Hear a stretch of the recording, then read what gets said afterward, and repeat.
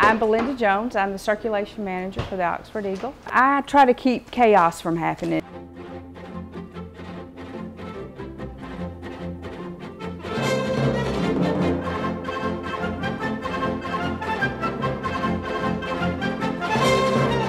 The circulation department is probably different from any other department at the Eagle. We're the ones responsible for getting the paper into the homes, delivered correctly, and of course if you don't get your paper correctly, we're the ones you call. If you're missing an insert, these fine ladies back here are the ones who insert our ads into the paper. And our day consists of making sure the ads get here, making sure the right ones are inserted, making sure that not only just the ads but the different sections are put into the paper, and then in a timely fashion are sent out to the carriers where they're bundled up. They're bundled with the information that the carriers need, like for new starts or somebody that's stopping for vacation, and then they deliver the papers to you.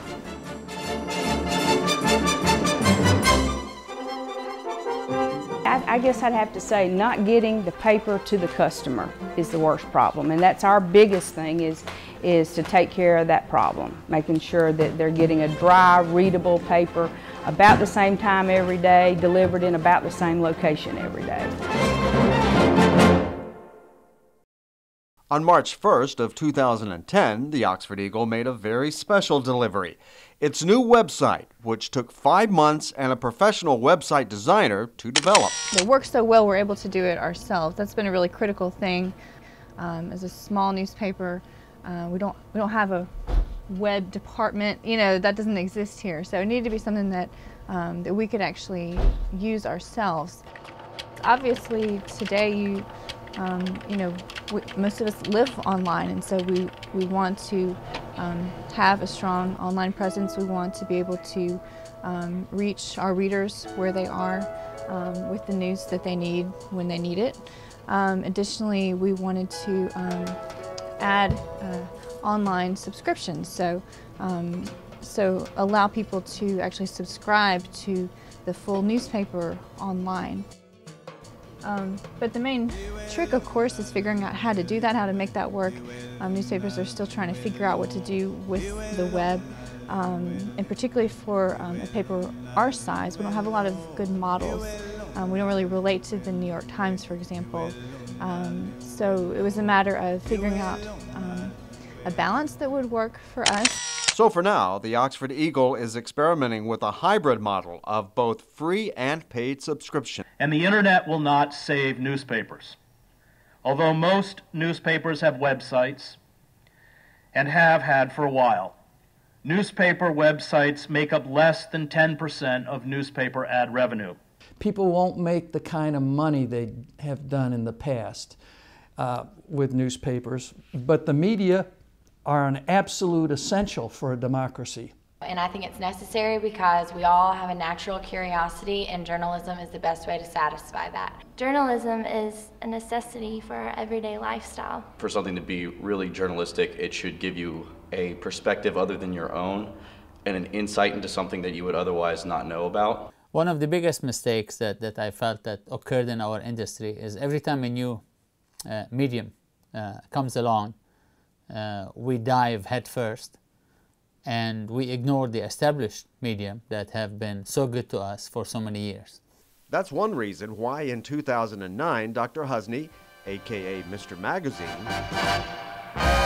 why he created the Magazine Innovation Center at the University of Mississippi. And if we don't adapt and change and use from technology stuff that will enhance our print product, we are going to die. To die. I want to make sure that we are going to use the web, the digital, everything that's coming along to ensure that we have a print future, because I'm one of those people who believe that the print experience is different than the digital experience. I have all the technology. I mean, just look around my office. Hunk if you love Jesus, text if you want to meet him.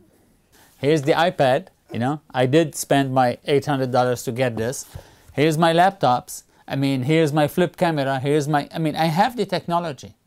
But the thing is, how can we use that technology to enhance our profit centers, to enhance that experience that humans have with the sense of ownership, with the sense of showmanship, with the sense of membership, with a printed product. We've been here for over 140 years, and it doesn't mean that, you know, they're not good new products, but we have, during all that time of span, we have tried to put out the best product that we can. People tell me, oh, look how great is the pictures on the iPad. Well, look how great the pictures are in foreign magazines, because they use much better quality paper, much better quality printing. So it's not like either or. I mean, it's again, how much value, how much investment are we doing in what we are providing? The other thing we want to do is be a reflection of the community in the community. We want to be able to tell you what you can do here, what you did do here, what's coming up. We want to give you the information you need to be a local citizen, to take part in all the local things. We want to tell parents when they got to sign their kids up for soccer, and then we want to have a picture of the soccer game and the scores and how many goals their kids scored, because we just love to be that refrigerator material or scrapbook material. On a screen, I can get it in print, I can get it in this futuristic, you know, non-screen screen that I can project with 3D from my eyeglasses. But we are much more than content providers. I mean, as journalists, as creative people, we are experience makers. I mean, that's what I'm telling my students now. We're no longer creating journalists. We are creating experience makers. Don't focus on the platform. Focus on the experience. Our journalism school exists because a man made a major donation, and he made that donation with the understanding that we would present classes in which people would learn how to use new media as well as traditional media. And so as a result, we're trying to be on the cutting edge of what needs to be done. You're having to put pieces of the puzzle together, and you have to track down those pieces. If journalism dies, it will just be whoever has the most money, commercial media will take over, and whoever has the most money to voice their opinions will be the opinion. Journalism is how we learn about anything that's going on, whether it be entertainment or politics, just something that's going on in your hometown. I think journalism will be around for a long time. But yeah, that's about all. Thanks.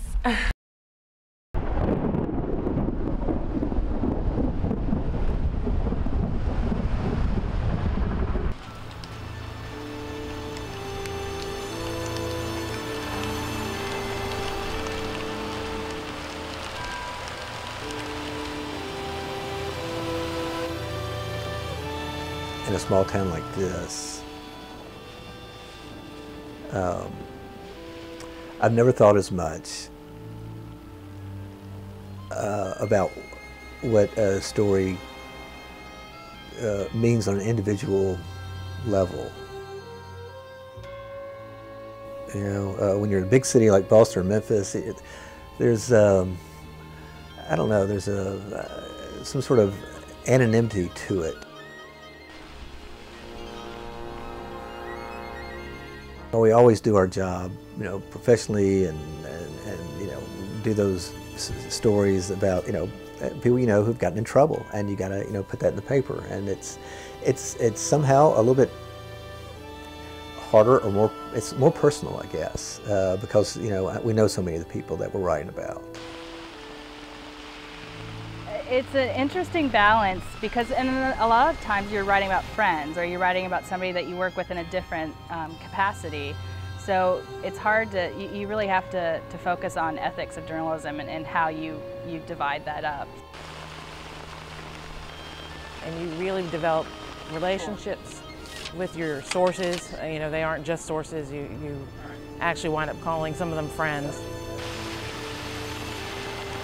In 1968, Judge Keaty, who was a federal judge, he issued a court order in the federal court in Greenville, Mississippi, that the school districts of Oxford and Lafayette County, they would become integrated. going from a segregated school to integrated schools, it probably was accomplished in Oxford and Lafayette County, probably with as much ease and success as any district in the whole United States. So to have had a part in trying to lead our people during that crucial time, from a standpoint of news stories, editorials, I look at this as probably one of the most important things that we've, issues that we've had to be a part of.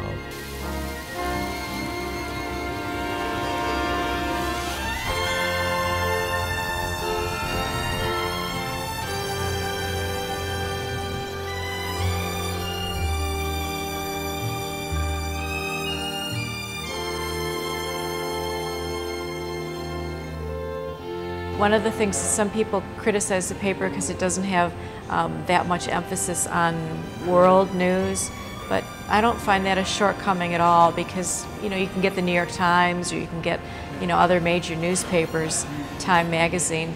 I think the Oxford Eagle really fills the niche of this little town.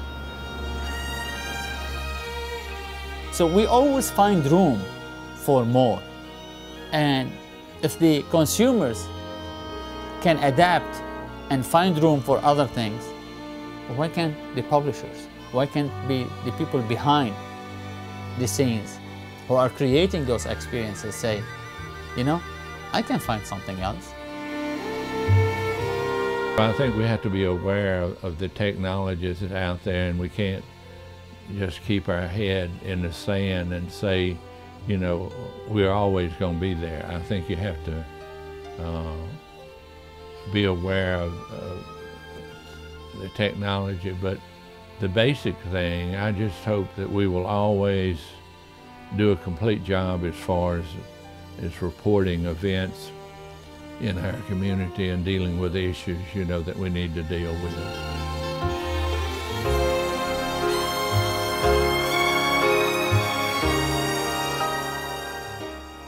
Small community newspapers, like the Oxford Eagle, the ones that have managed to survive time and technology, have done so by adapting. From the printing press to the internet, reaching the readers and giving them a product they find useful is a business strategy that seems ageless. I think there'll always be a place for community newspapers, as long as you commit yourself 100% to do a good job.